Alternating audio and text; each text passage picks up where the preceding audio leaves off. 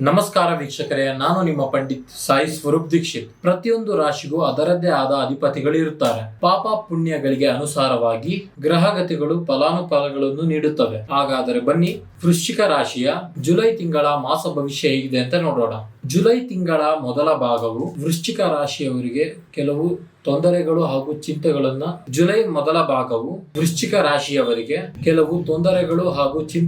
ತರಬಹುದು. ಈ ಸಮಯದಲ್ಲಿ ಹೆಚ್ಚಿನ ಸಮಯವನ್ನು ನಿಮ್ಮ ಕುಟುಂಬಕ್ಕೆ ಹಾಗೂ ಕೆಲಸಕ್ಕೆ ಸಂಬಂಧಿಸಿದ ಸಮಸ್ಯೆಗಳನ್ನು ಪರಿಹರಿಸಲು ಮೀಸಲಿಡುತ್ತೀರಿ. ಜುಲೈ ಮೊದಲ ವಾರದಲ್ಲಿ ಭೂಮಿ, ಕಟ್ಟಡ ಇತ್ಯಾದಿಗಳಿಗೆ ಸಂಬಂಧಪಟ್ಟಂತೆ ಕುಟುಂಬದ ಸದಸ್ಯರೊಂದಿಗೆ ವಿವಾದ ಉಂಟಾಗಬಹುದು. ಬಂಧುಗಳ ಅಪೇಕ್ಷಿತ ಸಹಕಾರ ಸಿಗುವುದರಿಂದ ಮನಸ್ಸು ಸ್ವಲ್ಪ ವಿಚಲಿತವಾಗಬಹುದು. ಇನ್ನು ಪ್ರೇಮ ವಿಚಾರಕ್ಕೆ ಸಂಬಂಧಿಸಿದಂತೆ ಸಂಬಂಧಗಳಲ್ಲಿಯೂ ತಪ್ಪು ತಿಳುವಳಿಕೆ ಉಂಟಾಗಬಹುದು. ಈ ಸಮಯದಲ್ಲಿ ನಿಮ್ಮ ವಿರೋಧಿಗಳ ಕೆಲಸದ ಸ್ಥಳದಲ್ಲಿ ಸಕ್ರಿಯರಾಗುತ್ತೀರಾ. ನಿಮ್ಮ ಗುರಿಯನ್ನು ಬೇರೆ ಕಡೆ ಸೆಳೆಯಲು ಪ್ರಯತ್ನಿಸುತ್ತಾರೆ. ಹಿರಿಯರಿಂದನೂ ನಿರೀಕ್ಷಿತ ಬೆಂಬಲವು ಸಿಗುವುದಿಲ್ಲ. ಆರೋಗ್ಯದ ದೃಷ್ಟಿಯಿಂದಲೂ ಈ ಸಮಯವನ್ನು ಸರಿಯಾಗಿ ಉಪಯೋಗಿಸಿಕೊಳ್ಳಬೇಕು. ಋತುಮಾನದ ಕಾಯಿಲೆಗಳ ಮರು ಉದ್ಭವದಿಂದ ನಿಮಗೆ ದೈಹಿಕ ನೋವನ್ನು ಉಂಟು ಮಾಡಬಹುದು. ಜುಲೈ ಎರಡನೇ ವಾರದಲ್ಲಿ ನಿಮಗೆ ಹಣಕ್ಕೆ ಸಂಬಂಧಿಸಿದ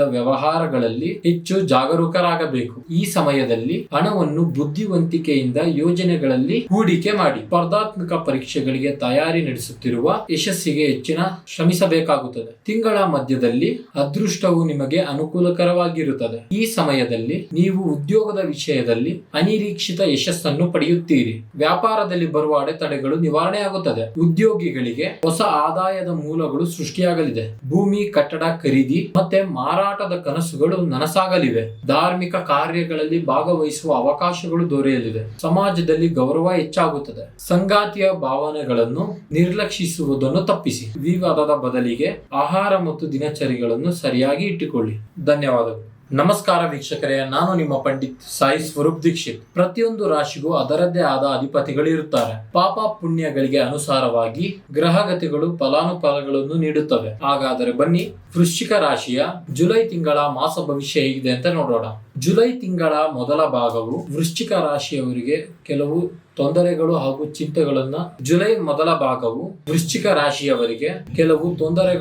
ಚಿಂತೆಗಳನ್ನ ತರಬಹುದು. ಈ ಸಮಯದಲ್ಲಿ ಹೆಚ್ಚಿನ ಸಮಯವನ್ನು ನಿಮ್ಮ ಕುಟುಂಬಕ್ಕೆ ಹಾಗೂ ಕೆಲಸಕ್ಕೆ ಸಂಬಂಧಿಸಿದ ಸಮಸ್ಯೆಗಳನ್ನು ಪರಿಹರಿಸಲು ಮೀಸಲಿಡುತ್ತೀರಿ. ಜುಲೈ ಮೊದಲ ವಾರದಲ್ಲಿ ಭೂಮಿ, ಕಟ್ಟಡ ಇತ್ಯಾದಿಗಳಿಗೆ ಸಂಬಂಧಪಟ್ಟಂತೆ ಕುಟುಂಬದ ಸದಸ್ಯರೊಂದಿಗೆ ವಿವಾದ ಉಂಟಾಗಬಹುದು. ಬಂಧುಗಳ ಅಪೇಕ್ಷಿತ ಸಹಕಾರ ಸಿಗುವುದರಿಂದ ಮನಸ್ಸು ಸ್ವಲ್ಪ ವಿಚಲಿತವಾಗಬಹುದು. ಇನ್ನು ಪ್ರೇಮ ವಿಚಾರಕ್ಕೆ ಸಂಬಂಧಿಸಿದಂತೆ ಸಂಬಂಧಗಳಲ್ಲಿಯೂ ತಪ್ಪು ತಿಳುವಳಿಕೆ ಉಂಟಾಗಬಹುದು. ಈ ಸಮಯದಲ್ಲಿ ನಿಮ್ಮ ವಿರೋಧಿಗಳ ಕೆಲಸದ ಸ್ಥಳದಲ್ಲಿ ಸಕ್ರಿಯರಾಗುತ್ತೀರಾ. ನಿಮ್ಮ ಗುರಿಯನ್ನು ಬೇರೆ ಕಡೆ ಸೆಳೆಯಲು ಪ್ರಯತ್ನಿಸುತ್ತಾರೆ. ಹಿರಿಯರಿಂದನೂ ನಿರೀಕ್ಷಿತ ಬೆಂಬಲವು ಸಿಗುವುದಿಲ್ಲ. ಆರೋಗ್ಯದ ದೃಷ್ಟಿಯಿಂದಲೂ ಈ ಸಮಯವನ್ನು ಸರಿಯಾಗಿ ಉಪಯೋಗಿಸಿಕೊಳ್ಳಬೇಕು. ಋತುಮಾನದ ಕಾಯಿಲೆಗಳ ಮರು ಉದ್ಭವದಿಂದ ನಿಮಗೆ ದೈಹಿಕ ನೋವನ್ನು ಉಂಟು ಮಾಡಬಹುದು. ಜುಲೈ ಎರಡನೇ ವಾರದಲ್ಲಿ ನಿಮಗೆ ಹಣಕ್ಕೆ ಸಂಬಂಧಿಸಿದ